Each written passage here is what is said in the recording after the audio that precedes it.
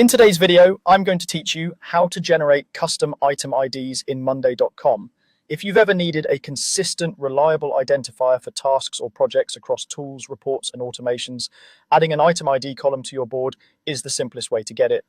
Monday.com automatically creates a unique ID for every item behind the scenes, and by exposing that ID on your board, you get a stable reference you can use anywhere without worrying about names changing or items moving between groups.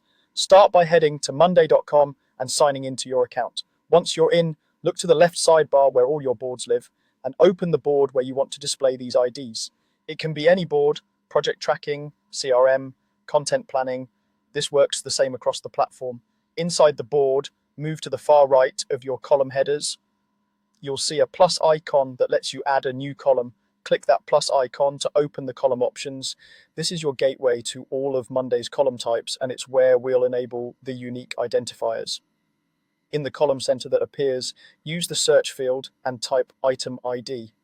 This narrows the list so you don't have to scroll.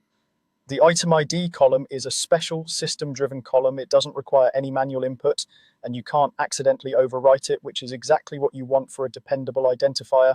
When you see item ID in the results, click it to add the column to your board. As soon as it appears, each existing item will populate with its unique number, and any new items you create from now on will get their IDs automatically.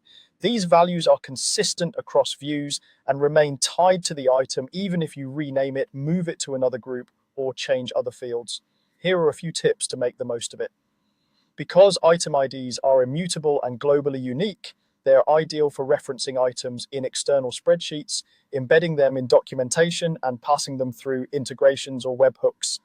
They also work well in automations and formula columns when you need a constant key. If you don't see the plus icon or can't add columns, check with your workspace admin, as permissions can limit who can modify a board.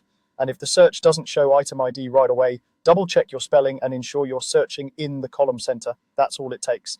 You've added a trustworthy, auto-generated identifier to your board, making your workflows more traceable, auditable, and integration ready.